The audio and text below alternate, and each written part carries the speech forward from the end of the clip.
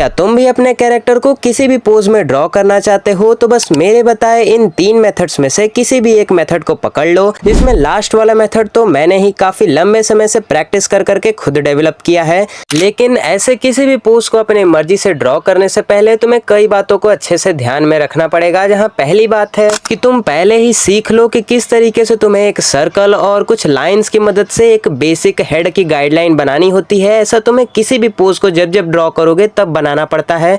इसकी तुम्हें अच्छी प्रैक्टिस होनी चाहिए। एग्जाम्पल के लिए तुम ये देख सकते हो कि किस तरीके से मैं शोल्डर्स के लिए सर्कल का यूज कर रहा हूँ, नीचे के बाइसेप्स और सारे हाथ पैर इन सब के लिए हमें किस तरीके से सिलेंडर या कह सकते हो कि रेक्टेंगल का यूज करना है।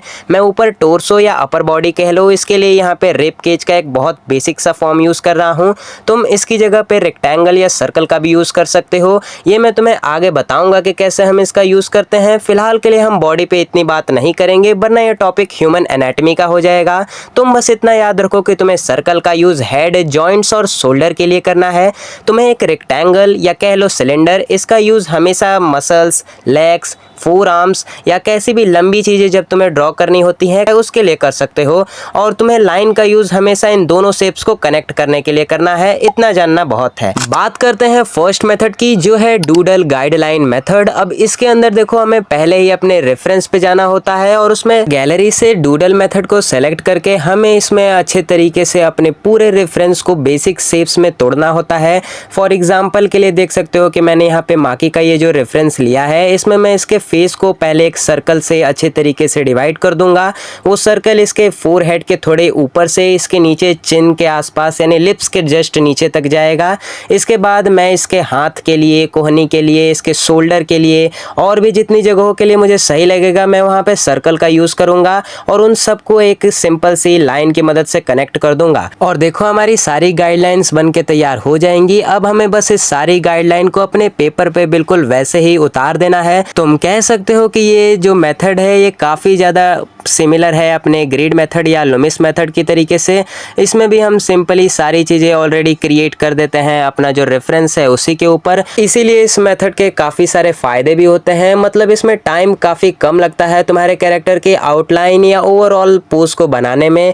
इसके अलावा साथ ही साथ इसको बनाना काफ़ी ईजी भी होता है, क्योंकि तुम्हें केवल उन्हीं चीज़ों को फॉलो करना है जैसा कि तुम्हें रेफरेंस में दिख रहा है। तुम्हें इसमें अपना उतना दिमाग नहीं लगाना होता है, जिस कारण इसके जितने एडवांटेजेस नहीं है उससे बहुत ज़्यादा इसके डिसएडवांटेजेस हैं। इसको भी मैं यहाँ पे अभी सुपरमैन को ड्रॉ करके तुम्हें दिखा देता हूँ कि किस तरीके से जो इस बार हमने रेफरेंस ली है ये काफ़ी ज़्यादा डिफिकल्ट है। इसमें पर्सपेक्टिव भी है और ओवरऑल बॉडी शेप को हमने किसी भी तरीके से हम कितना भी ट्राई कर चुके हैं, फिर भी उसे अच्छे तरीके से हमने सर्कल और लाइन में डिवाइड नहीं कर पाया है और ये चीज़ें काफ़ी बाद में दिक्कत करती हैं। इससे पहली बात तो तुम इस मेथड से कुछ खास सीखने नहीं वाले हो। ये मेथड काफ़ी हद तक एक कॉपी मेथड जैसा है, यानी ग्रिड मेथड से ही सिमिलर समझ लो। तो जैसे उसमें तुम बहुत चीज़ें नहीं सीख पाते हो या हल्की फुल्की सीख भी पाते हो तो वो भी बहुत कम होती हैं, वैसे ही इस मेथड में भी तुम काफ़ी कम चीज़ें ही सीख पाते हो। साथ ही साथ इसका तुम हमेशा तभी यूज़ कर पाओगे जब तुम्हारे पास कोई मोबाइल या वैसा डिजिटल ऑब्जेक्ट है जिसमें तुम्हारा रेफरेंस लगा हुआ है।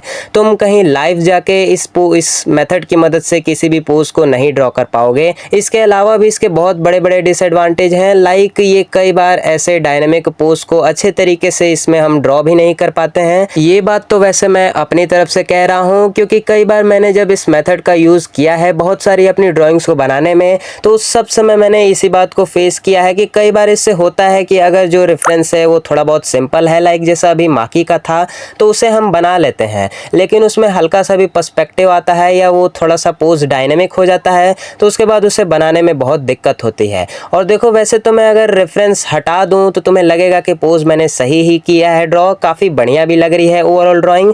और अगर मैं फेस मिटा के इस पर और भी शेडिंग वगैरह कर दूं और भी चेंजेस कर दूं तो तुम्हें लगेगा कि इसमें ज़्यादा कुछ गड़बड़ है नहीं, बट इसमें रियली पोज की काफ़ी ज़्यादा दिक्कत है। इसीलिए मैं सजेस्ट करूँगा कि तुम इस मेथड को लगभग ना ही यूज़ करना अगर तुम एक बिगिनर से थोड़े भी आगे पहुँच चुके हो, वरना तुम्हें केवल अपने कैरेक्टर को ड्रॉ करना है किसी पोज में, तब ये बढ़िया है मेथड।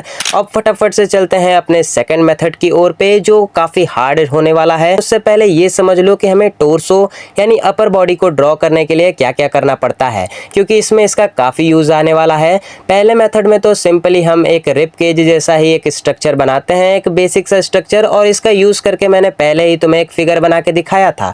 सेकंड में हम एक सिंपल सा ओवल यूज़ करते हैं, और थर्ड में हम रेक्टेंगल या फिर एक क्यूबॉइड का यूज़ करते हैं। अब ज़रूरी नहीं है कि तुम्हें हर बार टोर्सो को ड्रॉ करने के लिए इन्हीं का यूज़ करना है, तुम उसमें किसी भी तरीके के कोई भी बदलाव कर सकते हो जैसा तुम चाहो। फिलहाल के लिए अभी चलते हैं अपने सेकंड मेथड पे, जिसका नाम है विजुअल ऑब्जर्विंग गाइडलाइन मेथड। अब इसमें देखो, पहले ही तुम्हें रेफरेंस पर कुछ क्रिएट नहीं करना होता है, तुम केवल अपने रेफरेंस को अच्छे तरीके से देखते हो और ऑब्जर्व करते हो। इसी कारण से ये मेथड बहुत टाइम कंज्यूमिंग होता है। तुम्हें काफ़ी अच्छे तरीके से देखना होता है कि पहले मान लो कि जैसे मैंने यहीं पे अभी पहले सर्कल को ड्रॉ किया, या कह सकते हो कि स्फेयर को ड्रॉ किया, क्योंकि ये साइड एंगल में हमारा कैरेक्टर है, और उसके बाद कहाँ पे इसकी किस लाइन से ऊपर इसकी आइज आएंगी और उससे नीचे इसके नोज़ और लिप्स आएंगे, मैंने ये डिफाइन किया। मुझे यहाँ पे सिंपल जो गर्दन के लिए दिख रही थी लाइन, मैंने उसे बना दिया, और शोल्डर, कोहनी और पाम तीनों के लिए मैंने सर्कल का ही यूज़ किया है, लेकिन तुम तीनों के साइज़ में अंतर देख सकते हो। अब यहीं से हम दूसरा शोल्डर भी ड्रॉ करेंगे, और यहाँ पे पहले ही इसे थोड़ा बहुत क्रिएट कर देते हैं, बाकी इसकी कोई ख़ास ज़रूरत है नहीं। हमें अच्छे तरीके से इसमें पेंसिल की ही मदद से अपने रेफरेंस पर बारी बारी हर चीज़ों को अच्छे से मेज़र करना पड़ता है। लाइक किसी दूसरे चीज़, मेनली फेस के मुकाबले कोई चीज़ कितनी बड़ी है, कितनी छोटी है, उससे कितने आगे आ रही है, या फिर वो कितनी उसके मुकाबले पतली या पीछे की ओर पड़ेगी, हमें इस पर अच्छे से ध्यान देना होता है। और इसमें तुम किसी भी तरीके की लाइंस को, सर्कल्स को, किसी भी तरीके के कर्व को भी यूज़ कर सकते हो। इसमें डिपेंड नहीं करता है कि तुम कोई एक बेसिक शेप यूज़ करो या ना करो। इसीलिए मेथड काफ़ी हार्ड भी होता है, क्योंकि ये बेसिक में गिना ही नहीं जाता है और बिगिनर्स के लिए ये बना भी नहीं है। लेकिन अगर एक बार काफ़ी लंबे समय तक तुम इस मेथड का प्रैक्टिस कर लेते हो, जो कि मुझे भी नहीं है और काफ़ी सारे प्रो को भी नहीं होता है, लेकिन फिर भी अगर तुम इसका अच्छा प्रैक्टिस कर लेते हो तो तुम्हें कई बार किसी भी रेफरेंस की भी ज़रूरत नहीं पड़ेगी। तुम खुद से ही अपना कोई सा भी कैरेक्टर क्रिएट कर पाओगे और उसे कोई सा भी पोज दे पाओगे जैसा तुम चाहते हो। फिलहाल के लिए देख सकते हो कि हमारा फर्स्ट स्टेप पूरा हो गया है। सेकंड स्टेप में हमें हर चीज़ को थोड़ा बहुत डार्क करते जाना है, और जो भी बॉडी शेप है उसे अच्छे से रिफाइन करते जाना है। और तुम देख सकते हो कि इसमें गलतियाँ भी काफ़ी होती हैं इस मेथड्स में। मुझसे नहीं बन रही थी गर्दन, सो मुझे जैसे सही लगा मैंने वैसे ही गर्दन को बना दिया। इसके अलावा फिस्ट और बाकी सब चीज़ को तो हम ट्राई करेंगे कि काफ़ी हद तक हम अपने जो रेफरेंस है वैसा ही बनाएं। हमें कॉपी तो नहीं करना है, लेकिन उस पोज को कैप्चर तो करना है कि आखिर वो दिख कैसा रहा है। इसीलिए जैसे ही मैंने यहाँ पे इस सेकंड स्टेप को पूरा किया और सारे जो भी बेसिक शेप्स मैंने बनाए थे उसको आगे बढ़ा के मैंने बॉडी का पूरा कंप्लीट शेप दे दिया, दोनों आर्म्स ड्रॉ कर दिए। इसके बाद नीचे अच्छे तरीके से मैंने स्टार्ट किया बनाना इसके चेस्ट और बाकी सब चीज़ों को। और इसमें तुम देख सकते हो कि कितनी ज़्यादा मुझसे गलतियाँ हो रही थी। कम से कम भी मैंने 50 बार उस एक ही हाथ को मिटा मिटा के सही किया होगा, फिर भी वो उतने अच्छे से नहीं बन रहा था।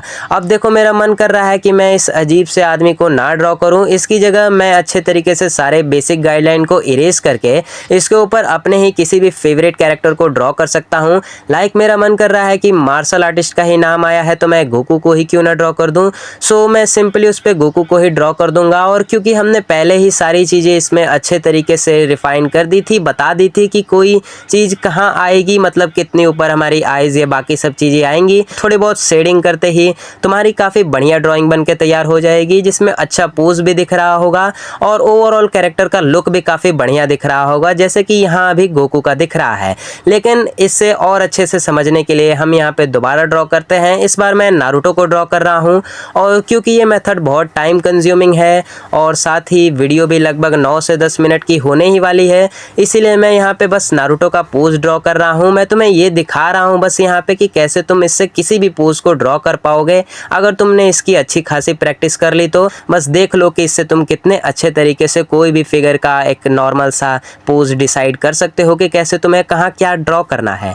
अब फिलहाल के लिए चलते हैं हम अपने थर्ड मेरे अपने खिचड़ी मेथड के ऊपर। और ये काफ़ी अजीब मेथड है, इसे मैंने खुद से इन्वेंट किया है। जैसे जैसे मैं प्रैक्टिस करता गया वैसे वैसे मैंने सोचा कि इसे इस तरीके से अपने कैरेक्टर के पोज को ड्रॉ करना ज़्यादा बढ़िया रहेगा। इसमें मैंने फर्स्ट और सेकंड मेथड दोनों को मिक्स कर दिया है। फर्स्ट की तरीके से मैं इसमें अपने रेफरेंस पर कोई गाइडलाइन नहीं क्रिएट करता हूँ, बट सेकंड की तरीके से मैं इसमें अपने ओरिजिनल शेप को ही, जैसा मुझे कैरेक्टर में शेप दिख रहा है, जैसे उसके पोजेस दिख रहे हैं, उसी हिसाब से सारी चीज़ों को ड्रॉ करता हूँ। इसमें मैं कुछ भी 3D नहीं ड्रॉ करता, बाकी सारी चीज़ों को मैं सिंपल सर्कल और लाइन पे यूज़ करता हूँ, इसीलिए ये फर्स्ट मेथड को भी थोड़ा बहुत दिखाता है और इसे ड्रॉ करना काफ़ी सिंपल है। सो अब वीडियो खत्म होने वाली है। अगर तुमने इस वीडियो में कुछ भी इंफॉर्मेटिव सीखा हो, रत्ती भर भी तुम्हारे दिमाग में कुछ भी घुसा हो, तो वीडियो को एक लाइक जरूर ठोक देना और ऐसे ही कंटेंट के लिए चैनल को सब्सक्राइब भी तुम कर सकते हो। चलो मैं मिलूंगा अगली वीडियो में, तब तक के लिए बाय बाय।